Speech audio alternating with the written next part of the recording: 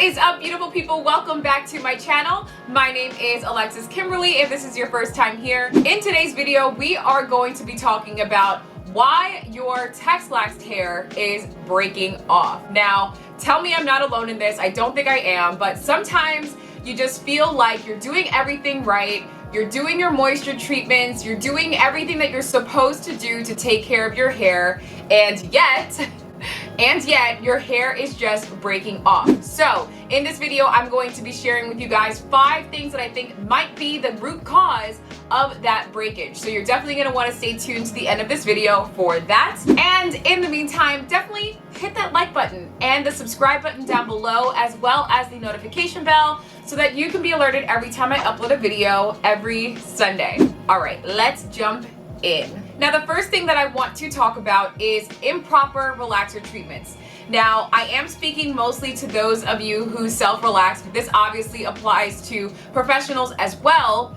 But it is so important that you are applying your relaxer properly so as not to either over-process or significantly under-process. Now, with Texlaxed hair, as you guys know, our hair is under-processed. We do it deliberately because we still like that texture, but we just want a little bit more manageability. But that really does take some skill, guys, because it's so easy to make a mistake. And I hear all the time from you guys, hey, Lex, I Texlaxed my hair and unfortunately it's under-processed. Can I do a corrective relaxer to then smooth out where I missed, or go over all of my hair with the relaxer, and just so that I can have a looser texture even further?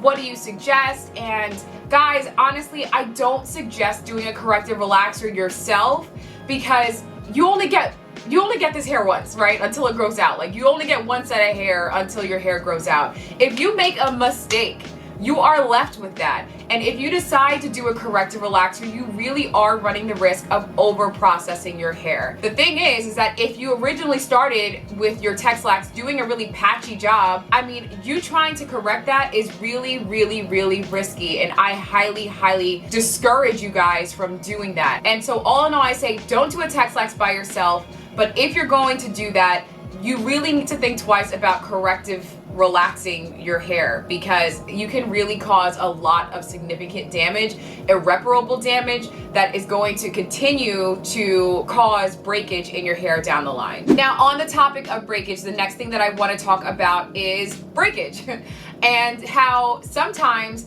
we think that we are eliminating the breakage, the split ends, by getting a trim on a regular basis.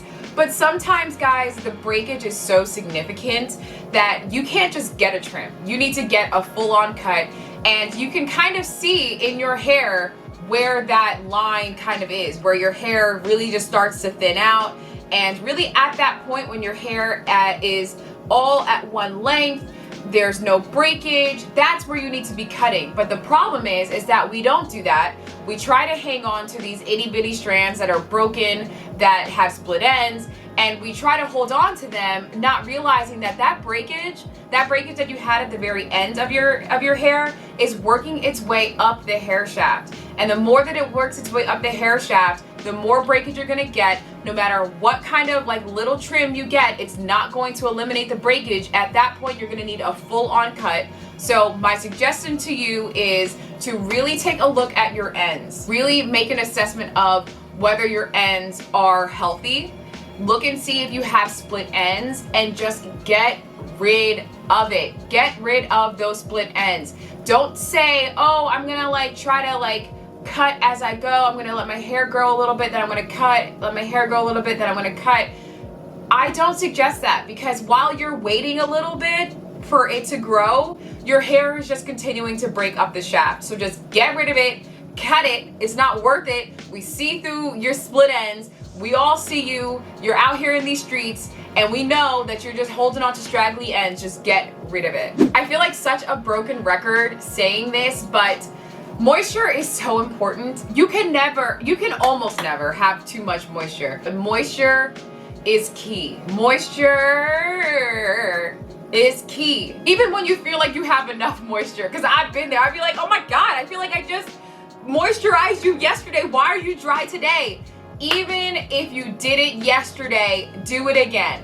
Even if you did it a few hours ago, you moisturized and sealed your hair, and for whatever reason, maybe you worked out or something and now your hair is dry again, moisturize again. Your hair needs that constant moisturization. It's shinier, it's more movable when it's moisturized. You need to really maintain that, because that is when you're going to start to see breakage. So I can never speak on this enough, but making sure that you've got a moisturizer that predominantly is made up of water and is moisturizing. It works for your hair. It easily absorbs into your hair. It doesn't have those fluff ingredients like petroleum and you know, other sorts of mineral oils and things like that. Really making sure that you have a good quality moisturizer, because your Texlaxed hair needs moisture even more than it did when you were relaxed. Think about how you were when you were natural, how much product you were using. You're going to be using a significant amount of product similar to when you were natural. So make sure that you're staying on top of your moisture. And another thing with regards to moisturizing, you really got to make sure that you moisturize that new growth. Don't just ignore it. There was a time when I was relaxed and I just did everything and anything to avoid my new growth. I just left it alone. I was like, I'm not touching it. It's too tangled. It's a mess. I'm not dealing with it. But you guys, you really need to go in, take your moisturizer and go in where that new growth is and just massage the product into your new growth. I promise you, it will make a difference. Your hair will feel more movable. I hate that that relaxer feeling, like when you're due for a relaxer and your hair just feels super stiff. That will be mitigated to a large extent if you actually moisturize the new growth itself. So moisture really is king. Moisture is king. Just make sure that you guys are staying on top of that. Now, the next thing that I will say is that perhaps you are just stretching your relaxers for too long. There was such a craze about stretching relaxers and seeing how long you could go without a relaxer, and I just don't think that we need to run that race. I don't think that we need to try to outdo our last relaxer and try to push a week further or whatever. Like, it's not worth it, because in that state when your hair is in need of a relaxer, innately it's more dry, it's more brittle, it's more prone to breakage, it's more fragile at that demarcation line. Things just, I know for me, like my hair just acts like a completely brand new person. Like my hair acts brand new when I need a relaxer. It's just the way, I don't know what, I really actually don't know why really. I mean, I guess because there's a lot of texture at the root of your hair, so it's kind of robbing the moisture from the rest of your hair, and that just kind of has a trickling down effect. You need to figure out what stretch time works for you. If you're starting to notice that your edges are breaking, if you're starting to notice that your ends are breaking, those little hairs, you're seeing more and more of those. If you're experiencing excessive shedding, because that is also related to stretching your relaxers too long, you need to be keen on these symptoms, if you will, because that is your hair telling you that it is in need of a relaxer. And it's weird to say that, right? Like, it's weird to say that my hair is in need of a relaxer, but it really does, because it really does need that maintenance. So make sure that you're staying on top of that. Make sure that you are deciding. For me, it's 12 weeks approximately, but with this coronavirus, I'm actually due for a relaxer. I just don't really know when that's going to happen. So, but to the best of your ability, guys, really try to stick to a stretch time that actually works for your hair and isn't over strenuous. It's not overextending your hair beyond its limit. And the next thing I want to mention is your diet and your water intake. Those things are so important, and we tend to just kind of brush those things to the side, like that doesn't matter. So in so many different areas as well, like in our general health, we don't look at the foods that we eat, how much water we're drinking every day, all of the things that we consume into our bodies. We don't look at that as the source of why things are not moving or doing the things that we want them to do. And guys, there are foods that are very dehydrating, and if your body is in a state of dehydration, do you really think that any excess water that your body has retained, do you think that's really going to your hair? No, that's going to your organs in your body. So your hair is naturally going to be deprived. So caffeine, alcohol, sugary foods. Those are all dehydrating food substances that we consume on a regular basis that will dehydrate our body. We need to nourish our bodies with foods that are helpful, that have tons of vitamins, fatty acids. Vitamin A is great for the hair. Biotin, if you can take a biotin supplement, that's phenomenal for the hair. Protein, the more protein you can eat, that's a great thing. It helps repair the strands. So we really do need to be cognizant about what we're putting in our bodies, because it does. I'm telling you guys, I've been on Whole30.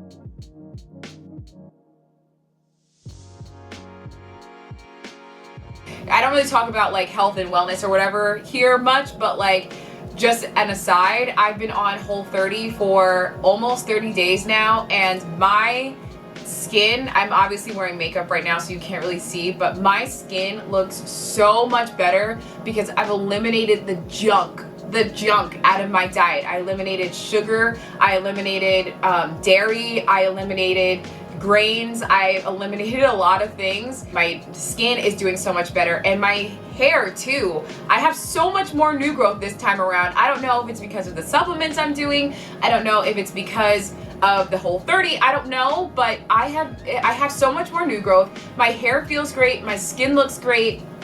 So yes, I am living testament to the facts that what you eat is what you get. What you drink is what you get. The more you can nourish your body with those vitamins and minerals and just really loading up the water, the better your hair is going to be. So definitely do that, because if your hair is weak, it's gonna break. It's contributing to the breakage, and we ain't got time for that. But yes, those are the things that I think may be contributing to the breakage in your Texlaxed hair. These are some non-conventional things that you might be overlooking, and you might really need to kind of tweak in order to stop that breakage. So if you guys like this video, then definitely boop, hit that like button. It helps my channel, it helps me reach more people. As always, hit that subscribe button, join the fam. We're always talking about hair and beauty, and really anything that you guys request, I take into consideration, and I will work on producing more content that you guys are liking. I know that you guys like hair videos, but let me know if there are other kinds of videos that you would like to see. And yeah, I hope that helps. Stay tuned for my next video, and until then, I will see you all in my next video. Bye guys.